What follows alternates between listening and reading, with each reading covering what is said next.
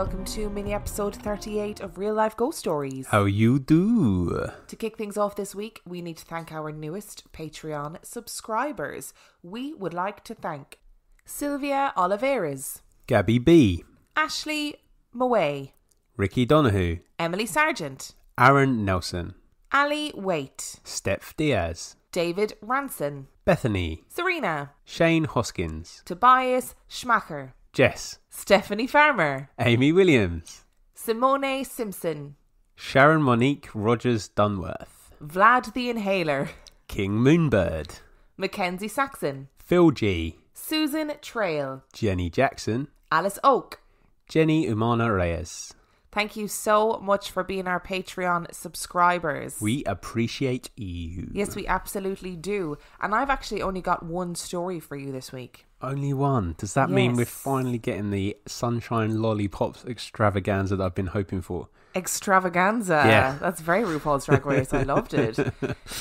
And in a very synchronistic, is that the word? Turn of events, our story this week is all about the wild and the wilderness and the woodlands. Ooh. Isn't that exciting? So our story this week comes from Joe. I previously wrote to you about the things I experienced in my childhood home, and my brother suggested I also share stories from our hunting property up north. Now when I say up north, I mean northern Wisconsin, so deep in the woods that your phone won't even work. I love it there. It's one of the few places I ever actually feel at peace and happy. I've been camping there my whole life. And when I say that, I mean I spend a total of 4 weeks every summer and a week every fall, every year at this property. I cannot remember a time when I did not spend my weekends in those woods. I know the trails of the property like the back of my hand. I've wandered them in the pitch black of night without ever getting turned around or lost. I have a myriad of stories. Some mine, some told me by hunting buddies or family members, but a few are incredibly similar. Some are downright terrifying. But I'll start off with a rather light-hearted and easily explained story, for Dan's sake. So it was me, my brother Josh, and our cousin Brad. It was late, 2 a.m. or so. We had stayed up after our parents had all gone to bed to continue drinking by the fire. There was no moon that night, and it felt like the world ended at the edge of the fire's light. We couldn't even make out the silhouette of my uncle's cabin, or even closer yet, our trailer. It was just a pitch black abyss. We had started talking about the weird things that happened in the woods, and how we all experienced similar things without ever talking to one another beforehand. Lights in the woods, strange footsteps, and trail cams none of our hunters had placed. When all of a sudden the woods behind our trailer was lit up. It seemed far away, like it was a few miles off at the edge of the property. Now we knew 2 things for certain. Just a few miles that way was an air base where they open-tested weapons, and there was a lightning storm rolling in. But it was too close to be the base, and it was below the tree line. So the light had to be emanating from inside the woods. Or, at least, that's what we were all sure of. But keep in mind, we were so drunk we were probably flammable at that point. We kept trying to scare one another with stories of aliens and how it was so dark that we could literally be surrounded and we would never know. In the moment listening to Josh and Brad talking about how they would tie the alien up and do some probing, it was funny. We continued drinking and the boys went on about how if they saw an alien, they would strip buck-ass naked because, and I quote, "No one wants to fight a hairy, fat, naked man." We were having a great old time until I had to pee.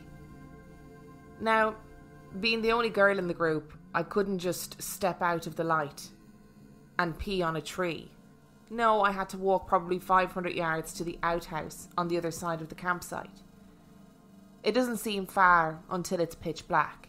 You're hammered, and you've been talking about aliens for the past hour. I tried to force my brother to walk me to the outhouse and stand outside while I peed, telling him it was his job to do so as my big brother. He didn't go for it. "You're a grown-ass woman. Go to the outhouse. Eventually, Brad stepped up and walked with me to the outhouse, not without the appropriate amount of teasing, however. We walked through the darkness with only a shitty gas lantern to guide us. We both knew exactly where we were going, so it was pretty easy to get there and back, and obviously nothing happened. When we were back at the fire, my brother started teasing me about how he heard footsteps in the darkness.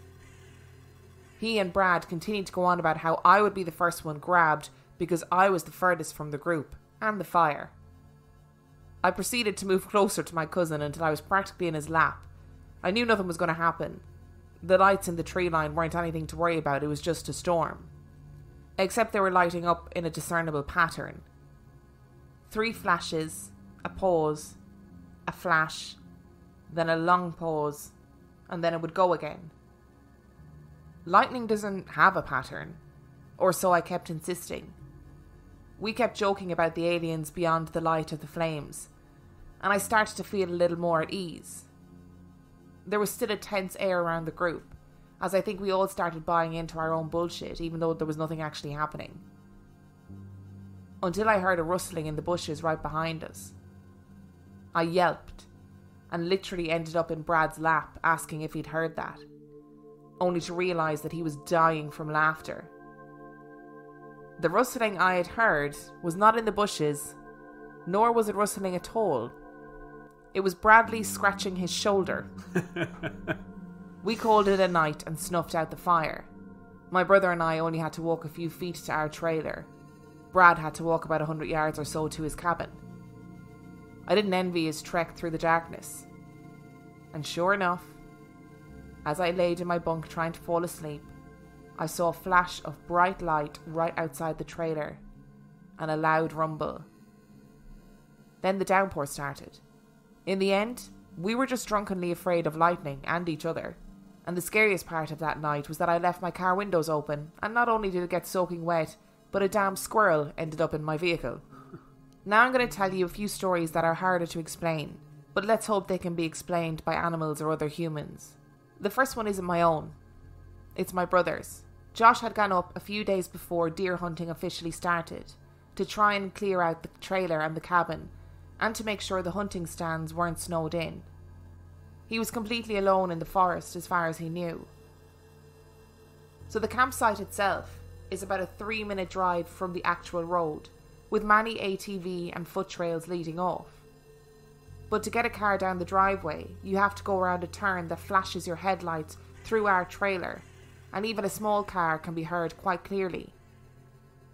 Then you come in on the other side of the campsite, and your headlights will light up the whole camp, if they're on.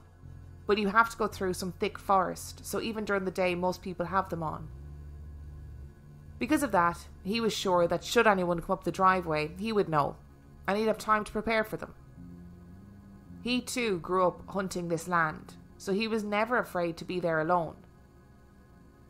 On the second day he was there, still a few days before anyone else would get there, he was lying in the bed at the front of the trailer listening to the radio and reading. It was fairly early in the morning, so the sun was just lighting up the woods, and he didn't have any of the light on inside. He then heard a loud crashing in the trees right outside the trailer.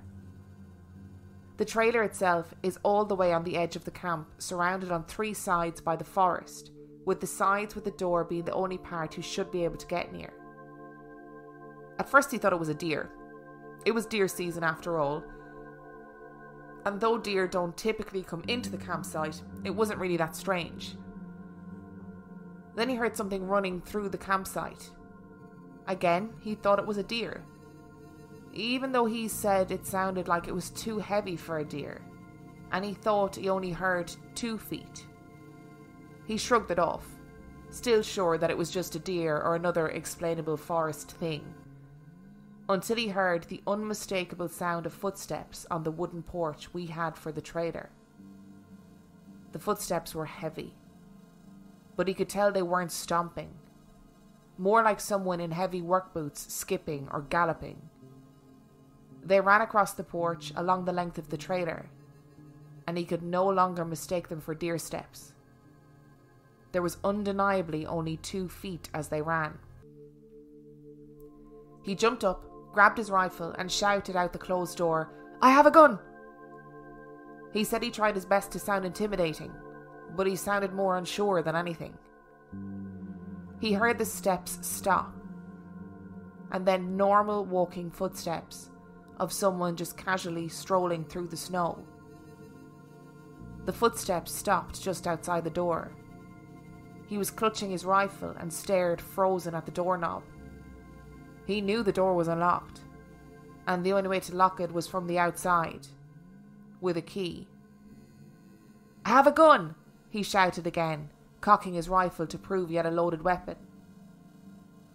There was no other noise for a while. He said it felt like hours before the footsteps walked to the back of the trailer, and then there was more crashing in the trees, and then complete silence. All he could hear was his own breathing and the forest noises outside. He grabbed his bags, locked the door and got into his truck. He called our dad on his way into town, where he stayed in a hotel until at least one other person was there. I'm not entirely convinced that it wasn't just a human trying to scare my brother, or just didn't know that someone else was there, despite Josh's truck being in the middle of the campsite. Either way, the thought of hearing a human galloping through the snow early in the morning in the middle of the woods makes my skin crawl, especially knowing that the front door is never locked when we're inside. Another one that I was actually present for was when all four of us, me, my brother, my dad and my mom, went up to go camping. We were the only ones up there since my uncle was coming a few days later, and this was the first time any of us had been up there that year. We got up there and the front gate was closed and padlocked, just like it always is. So we know no one has driven back there, since that's the only way to get a car onto the site. When we got to the site, the first thing we do is unlock the outhouse and my uncle's cabin to check for mice, and then we moved on to our trailer. When we leave, we lock the front door and drop the attached awning down to cover the front door, leaving it unfurled. It sits close enough to the wall of the trailer that a small child would struggle to squeeze into the space to reach the front step in the dead centre of the trailer, and the metal arms of the awning were broken, and it made it difficult to lift unless you knew exactly how to do it. We lift up the awning, and right there, on the step, in front of the door, is a large stew pot. It's not our pot, and none of us had ever seen it before. Inside the pot is probably around 30 kitchen knives of varying size. Some are brand new, looking right out of the package. Others are so rusted that they were crumbling to pieces just sitting there. Some had chunks missing from the edge, like someone tried to turn them into crudely made serrated knives. Some were so sharp they were clearly sharpened, and others were so dull that they were practically twigs off the forest floor. When my uncle got to the site, we asked if they were his, but he also said he had never seen them before. My dad insisted that if we just washed the newer ones and the pot, we could use them. Meanwhile, my mom said we should throw them all out since we didn't have any idea where they came from. On that same trip, my dad and I were riding on his ATV to check the state of all the trails when we drove through the site, and there was a flash. He stopped the machine and we jumped off. My brother and uncle were coming over because they saw the flash too. All four of us trekked into the trees until we saw it. A trail camera, aimed at our site. We pulled it off the tree and brought it into the camp. We cracked it open to get out the SIM card. We couldn't play it at the camp since, as I said, phones don't work there, and we had to wait until the next time we went into town. We walked to the edge of the site and ended up finding 4 more cameras, all aimed at our site.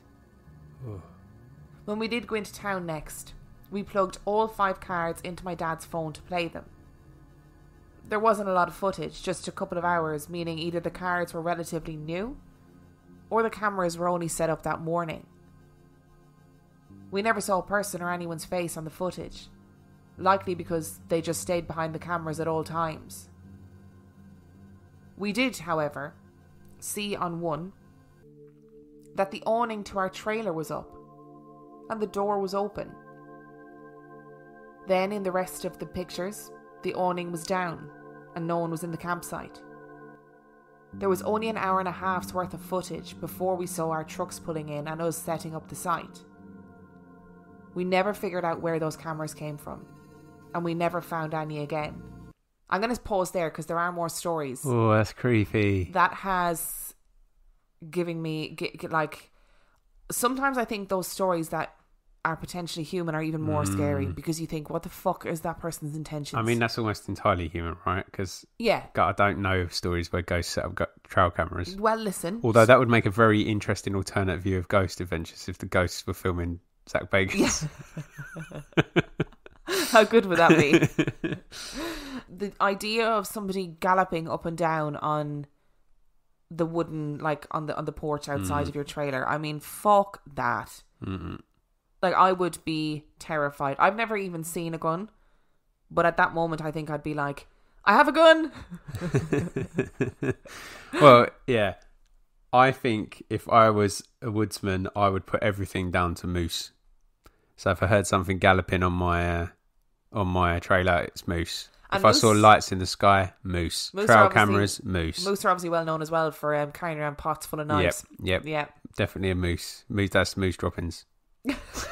They're so big, I wouldn't be surprised. I only found out relatively recently how big moose were, and those things are not what I imagined. I just thought they were like horse-sized. They're really not. They're enormous.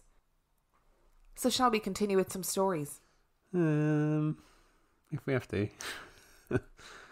Now I'm going to get into the less explainable stories. Most of them are short. Just things that we see or hear in the woods at night. But there's one noise that we have all heard more than any other. The hog. Periodically, when the forest is quiet and no one is talking, you might hear something walking through the trees. Nothing too strange. And then you'll hear the snorting. Something that sounds like a pig just beyond the tree line. We mostly hear it behind our trailer and out next to the outhouse. It's always loud and noticeable.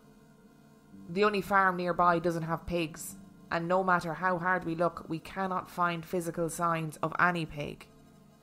We've all heard it alone, in groups, at night, or during the day. Even the dogs react to it. My uncle and I have taken off into the trees trying to find the pig, and we never find it. We never even hear anything moving through the woods. Now, none of us are caught off guard by animal sounds in the forest, or weird noises at all. Have you ever heard a vixen in heat, or a mountain lion screaming?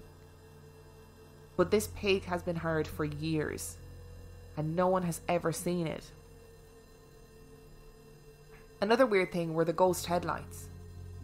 Me, Josh, and my uncle were sitting at the campfire talking. Our uncle was drunk, my brother was buzzed, and I was completely stone cold sober. We were startled by headlights pulling into the campsite. They never passed the trailer. We never heard them, nothing. It was possible we missed the headlights behind the trailer, but there was no way we wouldn't have heard it. The lights turned into the camp and turned off, like someone just flicked off their headlights. We know it wasn't someone who took a wrong turn, because if they needed to turn around, they would have had no choice but to drive through the site, right where we were all sitting. We know it wasn't someone from town or a ranger, because they would have gotten out of their car and announced themselves. All three of us walked over to where the vehicle should have been, but there was nothing. My uncle said he would have thought he was just too drunk if my brother and I hadn't also seen it. Out behind my uncle's cabin is the start of 3 trails that branch out. The trees are thick and it's eternally dark back there. When you sit at the campfire, you can see down the centre trail and some of the other 2, but just barely since it's so dark. Have you ever seen a flashlight aimed towards you from a distance? Do you know the way the light will bounce as the person holding it walks? Imagine that, but the light doesn't light the area around it. It's too big to be a flashlight, and it's about 8 feet off the ground. Then imagine that in a group of between 3 and 6. At first when I saw it, I thought it was someone from the party.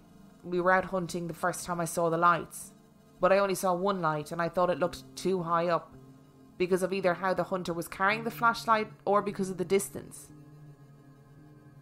But then I realised no hunter would be walking with his flashlight a full arm's length above his head, and that the distance would make it seem smaller, not bigger. I grabbed my brother and sent him to stand where I had seen it with a flashlight, telling him to hold as high as he could. He's 6'4", and with his arms fully extended, he didn't reach anywhere near the height of the light. He was the tallest in the group. Later that night, I saw one of the guys staring down the trail completely still. I followed his gaze and I saw more lights, 4 of them this time. He and I grabbed a lantern and took off down the trail. I don't remember seeing them disappear, and neither does he. We just remember seeing them in the same spot the whole time we ran, and then they were just gone when we got to the spot where they should have been. Everyone that has ever stayed at the campsite has seen those lights. No one can get close to them to see what they are. Either they just vanish when you approach them, or they shoot down the trails at impossible speeds. Another one that is not my story but my dad's has always freaked me out. He was there alone, setting up for hunting again. The snow was practically knee-deep and he could barely walk through the site. He was in the outhouse when he heard what sounded like someone hitting a branch against a tree. The forest was quiet in the early morning when suddenly, thwack, thwack, thwack. My father went still, looking toward the trailer where all the guns were. And then it was closer. Thwack, thwack, thwack. He stared out the front door into the woods, listening for any footsteps. And then practically just outside the outhouse, thwack, thwack, thwack. He was now standing in the doorway looking around the outside of the outhouse. He could see the front wall clearly, and inside the outhouse. Then from right next to him, on the wall beside him, bang, bang, bang! There was no one around. No footprints in the snow. He looked around and found absolutely no one. This last one is the one I hate to even think about, and it makes my skin crawl. Before I tell you, Wisconsin has a long Native American history. There are a lot of stories from the area, but we are smack in the middle of Wendigo and Skinwalker territory. Wisconsin also has high reports of supposed hellgates and cursed land, not to mention the rumoured energy in the Great Lakes around us. I've always been fascinated by native stories because I believe everything comes from somewhere. Someone saw something that started these stories. I was alone. Everyone was up but they had run into town and I stayed back with the dogs, determined to experience something. I was in my uncle's cabin making myself lunch on his stove and listening to the radio. I had all 3 dogs, trained and seasoned hunting dogs, in the cabin with me. The front door was propped open so they could come and go as they pleased. The youngest, Dino, jumped up suddenly and stared out the door. His heckles were raised, ears pressed back, and he was snarling and yapping like he was terrified for his life. I'd only ever heard him do that when he accidentally ran headfirst into a bear back in the swamp. The oldest, Hank, sat directly next to me staring out the door. He was completely still, like he was when he was out hunting. He's a massive dog, over 100 pounds, and he's not afraid of anything. He was so tense that he was shaking. The third dog, Ginger, was creeping towards the door. She peeked around the door and yelped, scrambling backwards into the cabin. I grabbed the shotgun off the table and walked outside. Who the fuck is out here? I didn't get a response. The site was empty. The snow wasn't disturbed. There was nothing. I stood on the front porch. Hank still stiff at my side, Ginger and Dino in the doorway, yapping and crying but still not stepping outside, and that's when I noticed. It was silent. Aside from the dogs crying, there was no sound. No birds, no squirrels, nothing. Now, I live by 3 rules. If you hear something and see nothing, just ignore it. Don't feed a ghost's desire for attention. If your gut says to run, run. And most importantly, if the forest is silent, leave now. Hank was staring dead ahead into the trees behind the trailer. He was growling. It was a noise I'd never heard from him before. I followed his gaze and squinted at the tree line, not seeing anything. "Anyone there?" I shouted and took a step forward. Hank barked and stepped in front of me to block my path. I aimed the shotgun towards the tree line and shouted again, "Don't be stupid and I won't blow you away." Now, I imagine there's nothing intimidating about a 20-year-old girl with a shotgun longer than she is tall, but I was doing my best to seem sure of myself. I kept my eyes on the forest, watching for a movement. My heart was pounding so hard I thought I might keel over right then and there. And then I saw a face. Or rather half a face, peeking at me around a tree. The worst part? It was upside down and 10 or so feet in the air, like it was hanging upside down from a branch. I was frozen in place with pure, indescribable terror. I was staring into its eye. I couldn't make out a colour or anything. I just knew we were making eye contact. My mind ran through every cryptid I knew, Skinwalker, Wendigo, even going as far as to consider El Chupacabra. I realised I hadn't moved and the dogs yapping had grown more desperate. I looked down at them and then back up, and the face was gone. I then saw it again, closer to the cabin, still in the woods. It was on the forest floor, like whatever it was lying on the ground. I figured I had 2 choices. If it was a skinwalker, I could pretend to be brave, try and scare it off and hope I was right. If it was a Wendigo, I was fucked no matter what. So it was worth a shot. I pushed past Hank and stepped off the patio towards the face. I was gripped with fear, but somehow I managed to move forward and speak evenly. "Get the fuck out of here before I wear your skin." I was petrified. It didn't move. It hadn't blinked once. I aimed at it and fired. The buckshot ripped through the leaves around it and it looked surprised. I told it I wasn't scared of it, but I was, in fact, scared of it. Hank's barking and snarling turned downright feral as I took another step towards it. I prayed to every god I could think of that I was hallucinating, that I was actually asleep and having a terrible nightmare. I fired off another shot. Somehow I managed to be accurate even with my shaking. I looked back towards the cabin where we had heavier weapons. I don't know what possessed me to look away from the face again, but when I looked back it was gone. I stayed where I was, watching the trees until Ginger trotted out next to me. I noticed I could hear the birds and squirrels again and I legged it back to the cabin. I locked myself and all 3 dogs inside, sat on the floor in the far corner with the gun and proceeded to cry and hyperventilate until my uncle found me. None of them believed me. I've been back since. Alone in my tree stand, early in the morning, even before the sun is up. No birds. The 30-minute walk to my stand is the longest walk of my life, with me shouting, "I'm still not scared of you," the whole walk. The only thing I experienced afterwards was when I was in my stand and I heard 3 very slow knocks on the roof, and then the sound of something big dropping to the ground below me and running off. I now hunt in the stands closer, and I never leave before the sun comes up. Since then, my cousin has found something like 100 dead geese piled up on top of one another in a very human manner. I know a fair few of these things can be explained away as humans or even just the forest being the forest. But I know that there is something in those woods. I have so much to say, but before we discuss the face, let's talk about the other things. Floating lights, high off the ground, strange noises.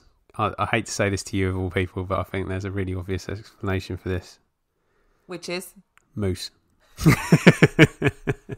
Moose with like fairy lights in their antlers. Yeah. You know? It's aliens, isn't it? Because I really think there's so much we don't know about the world, right? I really think that. And in next week's Patreon episode, on Monday's Patreon episode, we have a friend come on to tell us about their experience on Dartmoor, which is like a vast wilderness in the south of England, right? Southwest of England. I mean, it's English vast wilderness. Yes. It's not American vast wilderness. You can cross it in.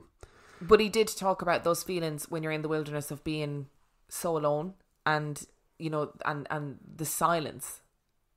You know, and that really freaks me out. It makes my... You say that, but your parents' house is so quiet. Well, that's such a... Yeah, I know. And I never really thought about it like that until you came to stay. It was too quiet for And you were me. like, oh my God, it's so dark and so quiet. I was like, oh, I just never really noticed it before. I've got a bit of a rogue theory about those trail cameras. Oh, I mean, those trail cameras, it's like it's traumatizing to think that a I human might being... be able to de-traumatise you. Go on. Well, I don't know whether it will. So what if those trail cameras were set up because someone else saw the Wendigos around their trailer? Oh, well, that's re-traumatizing me. Why would you say that? I'm That's horrendous. just thinking because, like, yeah, like it's super sinister for a person. Obviously, if it's just some slasher horror story, not that it's made up, but it's like, you know, that it's that kind of slasher horror, isn't it? Like if someone's stalking you to kill you, that's one thing. It's very kind of wrong turn, like... Yeah. But what if Hills it's of Eyes. been interpreted that way, but actually it was someone that was trying to catch footage of the Wendigo? Or the Skinwalker. I wonder, is there any like native lore about how to defeat them? Because I can't remember from our episodes. Because what if the pot and all the knives were that person's way of being like, this is what you need. Yeah. This is what will protect you. Oh, fuck me. Yeah, that's what I'm just... Don't go into those woods again. That's what I'm just thinking. But I can't deal with the upside down face. No. And also, fair play, because... Dogs don't lie either.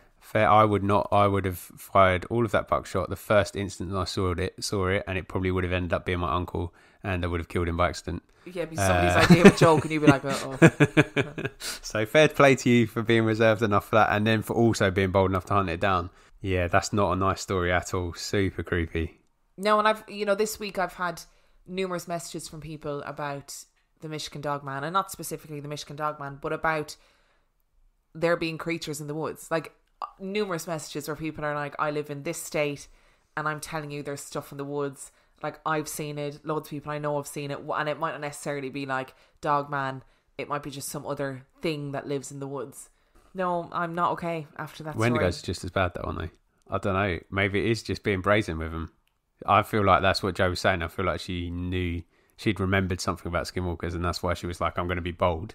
There was a story that we did about skinwalkers previously where the person had an experience with a skinwalker and they made themselves look as big as possible and like ran towards the skinwalker shouting. So maybe there is something in it about not letting it frighten you. Or the other thing I really dislike about this is something knocking 3 times or knocking on the roof of her hunting stand and then jumping off and running into the forest. I have to say, if I was on the toilet in the outhouse and something knocked on the wall, that would definitely help me go to the toilet. 100%. If you're struggling, that's all you need. Yeah, you just need to be spooked out massively. Yeah, I did like this story. Thanks, Joe, for starting off gently. I appreciate it. If you enjoyed this week's episode, you can find everything that you need to know about us on reallifeghoststoriespodcast.com. You can send your own spooky story to reallifeghoststoriespodcast@gmail.com. You can support us on Patreon at patreon.com/reallifeghoststories, where for $5 a month you get heaps of extra content, and for $2 a month you get the full back catalogue of 50p Movie Club. And on that note, we shall see you next week. Bye.